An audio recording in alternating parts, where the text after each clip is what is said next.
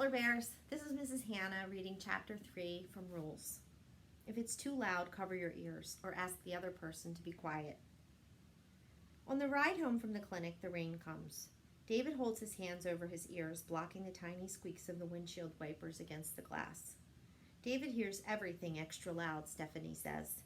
Milk being poured, shopping carts clanging at the grocery store, my pet guinea pig squealing, the school bus braking as it pulls up to the corner, and the whoosh of the bus door opening. All those things and a million more make David cover his ears fast as lightning. The last day of school should have been a happy day, but I can't think of it without seeing David at the bus stop clutching his umbrella, his head tipped way over to his shoulder to cover one ear, his hand covering the other. Ryan DeShane said he'd steal David's umbrella if he let go of it, and David believed him. I told him Ryan was joking, but that made it worse because David laughed and laughed in that twisted position, and Ryan mimicked David, tipping his own head way over, laughing. I got in trouble with the bus driver because she caught me shoving Ryan. We had to sit in the front seat so she could keep an eye on us, she said. On the ride to school, I added another rule to David's list. Sometimes people laugh when they like you, but sometimes they laugh to hurt you. I hope David can learn that rule by September when we have to go back to the bus stop. Maybe the family next door will be moving in when we get home. I watch a heron hunting fish in the low water area under the bridge. His feathers are dark, slick with rain. The movers said 5, but maybe they were wrong. Maybe, Mom says, but our new neighbors might have a long drive, and there's always last-minute things to do when you move. I try to hold my hope down, but it keeps popping up again. Until Mom turns the corner to our street and I see Ryan DeShane getting on his bike, an orange newspaper bag slung on his shoulder, his curly black hair looking frizzy from the rain. I let loose one hope, skyward. I hope he gets soaked. David waves out the car window. Hi, Ryan! Don't say hi to him, I tell David. He's not your friend. Catherine, Mom snaps, the reflection from her glasses flashing in the rearview mirror. Don't stop David from talking to people, not after all the work we've done on initiating conversation. Part of me wants to tell her about Ryan, but she'll call his mother or the bus office and make it worse for David next year. Mom doesn't understand how not everyone is on David's side. I ran into Ryan's mom the other day, and she was telling me all the fun things the community center is sponsoring for kids this summer, Mom says. Wouldn't you like to sign up for something, Catherine? Why is it the minute kids have free time, parents want to fill it up? She says they're having swimming lessons, tennis, yoga, Mom continues. They're even sponsoring a few bus trips and a summer dance. Won't that be fun? I have a rule against dancing, I tell her. No dancing unless I'm alone in my room or it's pitch black dark. Don't be silly. I think it sounds wonderful. I want to say, then you do it, but that'll get me in trouble. If you don't want to do something, say, I'll think about it, and maybe the asker will forget the whole bad idea. I'll think about it. I lean forward, looking between the front seats until I see the driveway next door, a long strip of rain-black tar, empty. I fall back against my seat. All afternoon, I try to keep too busy to check my watch every 15 minutes, but by 4 o'clock, I can't stand waiting in my room anymore. I take my sketchbook and head for the porch, where there's a good view of the neighbor's driveway. As I open the front door, I hear Mom's voice from somewhere down the hallway. Please stop asking me, David. Dad'll pick you up at 5 o'clock, and that's the last time I'm saying it. I rush outside to our porch swing, worried Mom's next words will be, why don't you find Catherine and see what she's doing? I draw to the steady patter of rain on the roof and cars gushing through puddles on the road. At 4:45, a slow splashing makes me look up. A minivan passes through a puddle and into the driveway next door. I pull my feet up onto the swing, watching over the top of my sketchbook. A woman gets out of the van and runs for the porch, her purse held over her short hair. From the passenger side, a girl climbs out, tall, with straight brown hair falling past her elbows. She's not fat or skinny, a perfect between.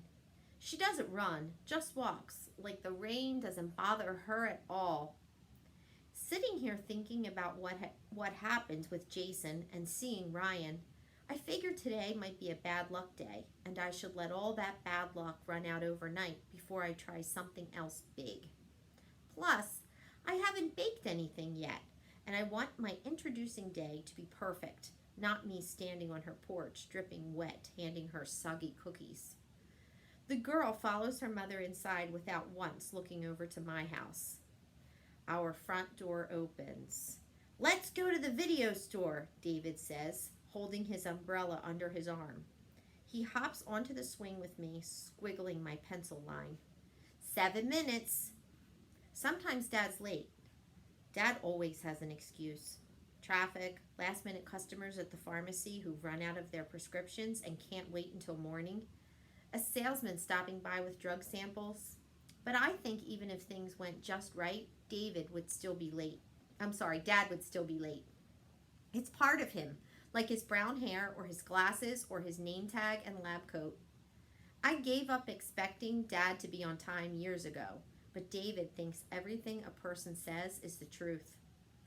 Dad works all the extra hours he can, even on Saturdays, so Mom can afford to work part-time at home. She used to have an office downtown, but David got kicked out of daycare, so now she runs her tax preparation business from our spare bedroom.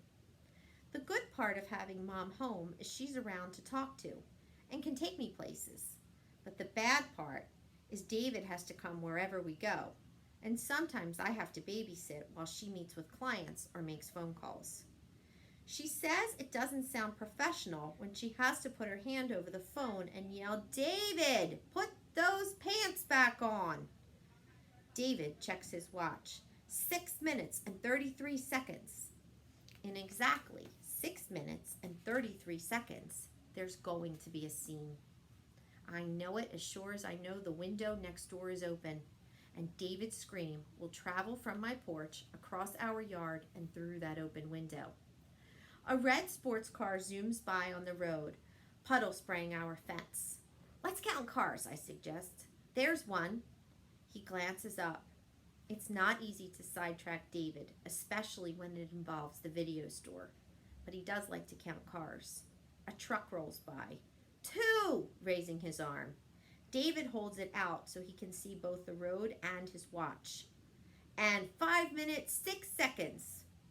Well, maybe 5 minutes. 3 cars and 4 minutes, 58 seconds. I give up. We count cars. 4, 5, 6. And he counts minutes. 2, 3, 2, 1. Remember the rule. I flip to the back of my sketchbook and show him. Late doesn't mean not coming. Our new neighbor's front door opens. 10, 9. David shouts the seconds like an announcer at a rocket launch. The girl steps onto her porch. 8, 7. I scramble to cover his mouth, but David jumps off the porch swing.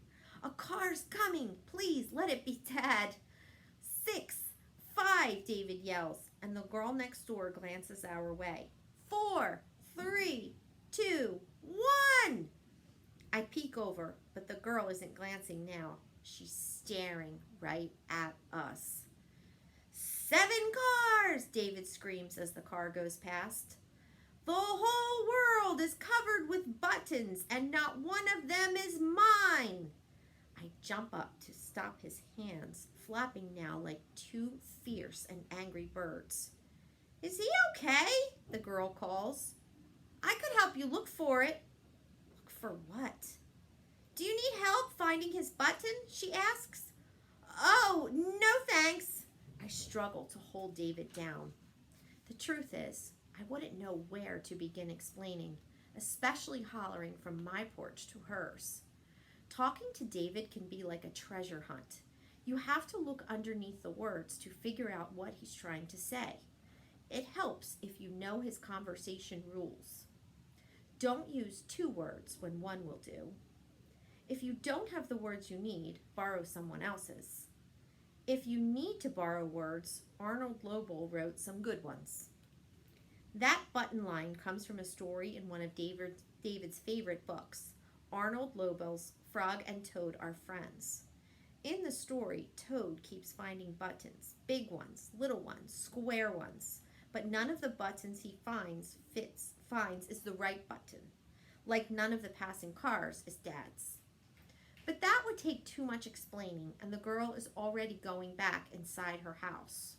No cookies, no trading hi, or my name is, no flashlight discussion, or even nice to meet you. Her first ever words to me were, "Is he okay?" "I'll pick you up at 5 o'clock," David whispers. A tear gleams like a tiny pearl on David's eyelashes. My grip on him softens. "Dad's still coming," I say. Late doesn't mean not coming. But those words don't help. So I reach over, wipe away his tear with the side of my thumb, and say the only words I know will calm him. "Frog, you are looking quite green." David sniffles. "But I always look green," said Frog. "I am a frog." I pause, pretending I don't remember what comes next, though I can do the entire book word for word by heart.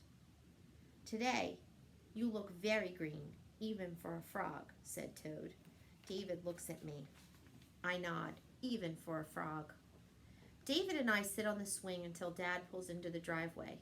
"Ready to go, sport?" he calls, though David is already running down the steps, headed for the car. I watch David trying to get into the car without closing his umbrella. "I'm sorry I'm late," Dad waves to me. "Mrs. Jesslyn came in at the last minute and needed her heart pills. Want to come, Catherine?" "No, thanks." I check my watch. 5:42.